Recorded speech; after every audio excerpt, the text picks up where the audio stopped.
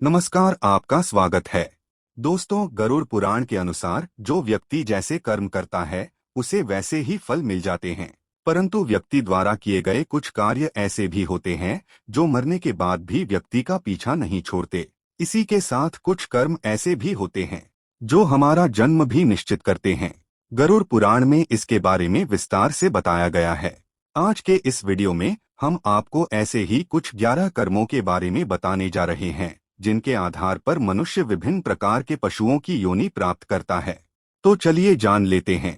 पहली बात, दोस्तों, गरुड़ पुराण के अनुसार इस संसार में मित्रता एक ऐसा रिश्ता होता है जो समय आने पर अपने प्राणों की आहुति भी दे सकता है। लेकिन दोस्तों, जो मनुष्य अपने मित्र को ही धोखा दे, ऐसे मनुष्य के बारे में गरुड़ पुराण में विस्तार से बताया गया है।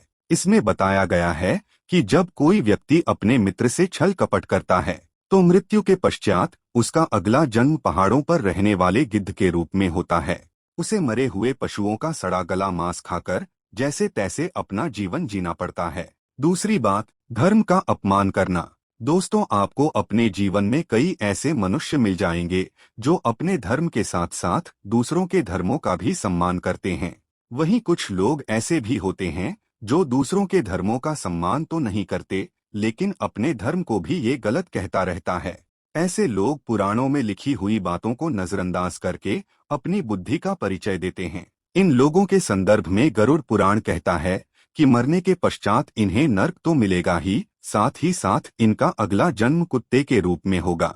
ऐसे व्यक्ति अपने स्वभाव के कारण गली गली में भागते रहेंगे और इनकी बात ना तो कोई गौर से सुनेगा और ना ही कोई प्रतिक्रिया व्यक्त करेगा। बाद में जब इन्हें अपनी भूल का एहसास होता है तब ऐसे मनुष्य को कुत्ते की योनि मुक्ति मिल जाती है। तीसरी बात, बड़ों का अनादर करने पर। दोस्तों, मनुष्य का जीवन परिजनों के बिना संभव नहीं है और इसमें माता पिता और गुरुजनों की तो बात ही अलग है।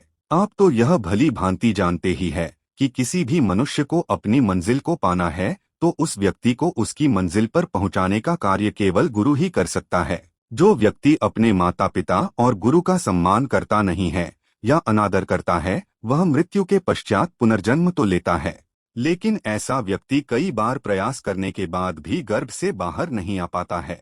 गर्भ के भीतर ही उसकी मौत हो जाती है। चौथी बात, ज्ञान को ना बांटने वाला। दोस्तों, सनातन धर्म ब्राह्मणों को भगवान का ही रूप माना जाता है। गरुड़ पुराण के अनुसार जो व्यक्ति भले ही अपनी ओर से दक्षिणा देने में समर्थ ना हो, फिर भी उस व्यक्ति का यह दायित्व है कि वह अपने ज्ञान से उसका भी कल्याण करें। लेकिन कोई ब्राह्मण ऐसा नहीं करता है तो ऐसे ब्राह्मण को इस जन्म में कोई व्यक्ति अच्छा इंसान समझते नहीं। अगले जन्म में उसे बैल बनकर इस धरती पर आना होगा और फिर उसे अपने किए का आजीवन पश्चाताप करना पड़ेगा। पांचवी बात, चालाकी करने वाला मनुष्य। इस संसार में ऐसे कई मनुष्य हैं जो अपने कृत्यों से सभी का हृदय जीत लेते हैं, परंतु वहीं कुछ लोग ऐसे भी हैं जो अपनी चालाकी से सीधे साधे इंसानों को मूर्ख बनाते रहते हैं। बस ये आजीवन ऐसे ही खाते हैं, परंतु इन मूर्खों को यह नहीं पता है कि यह संसार ऐसे ही नहीं चल रहा है। इस संसार को चलाने वाला दूर कहीं बैठकर इनके इन सभी कृत्यों को देख रहा है। उसके घर में देर भले है मगर अंधेर नहीं है। ऐसे लोगों के बारे में गरुड़ पुराण में बताया गया है कि ये लोग अगले जन्म में उल्लू बनते हैं और अपनी चालाकी का पश्चाताप करते रहते हैं।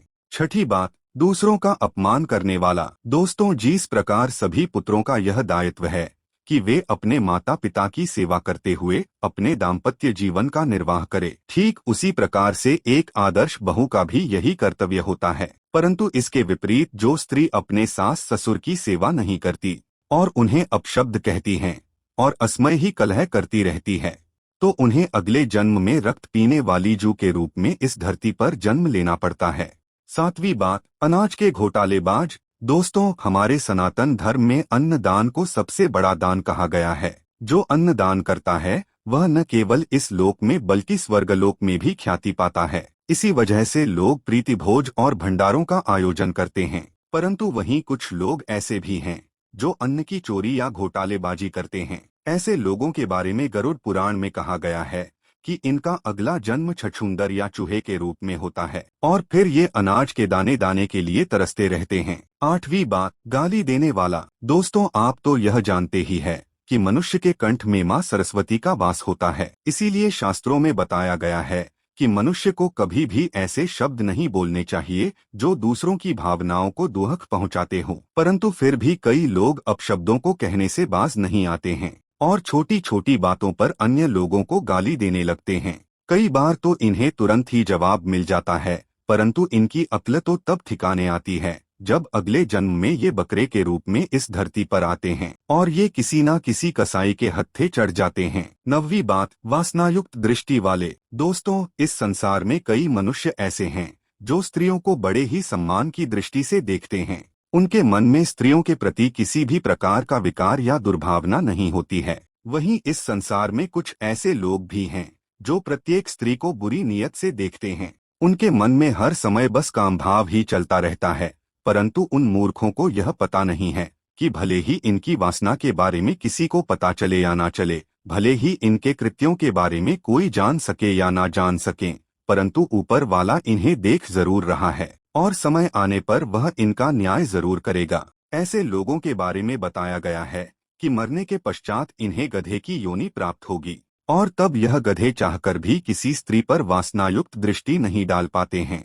10वीं बात, व्यभिचार करने वाली। दोस्तों, इस संसार में ज्यादातर स्त्रियां पतिव्रता होती है और उनके मन में अपने पति के अलावा किसी भी पुरुष का विचार नहीं आता है। परंतु संसार की सभी स्त्रियां एक जैसी नहीं होती है और वे स्वभाव से व्यभिचारिणी होती है। ऐसी स्त्रियां विवाहोत्तर संबंध बनाने में रुचि लेती है। वैसे इनकी कृतियों के कारण इन्हें कई बार समाज में अपमानित होना पड़ता है, परंतु इनकी अक्ल तो तब ठिकाने आती है जब इन्हें अगले जन्म में छिपकली या चमगादड़ के रूप में इस धरती पर आना पड़ता है। 11वीं बात, जहर खाकर मरने वाले। दोस्तों, शास्त्रों में हमें यह बताया गया है कि मनुष्य का जीवन हमें बड़ी ही कठिनाइयों से मिलता है, परंतु फिर भी हम में से ही कुछ महाज्ञानी लोग व्यर्थ के सांसारिक बातों से घबरा जाते हैं और भगवान द्वारा दिए गए इस अमूल्य जीवन को व्यर्थ ही गवा देते हैं। ऐसे लोगों के संदर्भ में गरुड़ पुराण में बताया गया है, इन्हें अगले जन्म में सर्प बनकर पूर्ण धरती पर आकर अपनी भूल सुधारनी पड़ती है। तब कहीं जाकर ये परमात्मा द्वारा दिए गए इस जीवन को समझ पाते हैं। तो दोस्तों, ये थी वो बातें जिसे आपको अपने जीवन में जान लेनी चाहिए। उम्मीद करता हूँ आपको यह जानकारी अच्छी लगी होगी। अच्छी लगी तो वीडियो को लाइक करे, कमेंट में जय श्री कृष्ण अवश्य लिखे, साथ ही चैनल को सब्सक्राइब करे। धन्यवाद।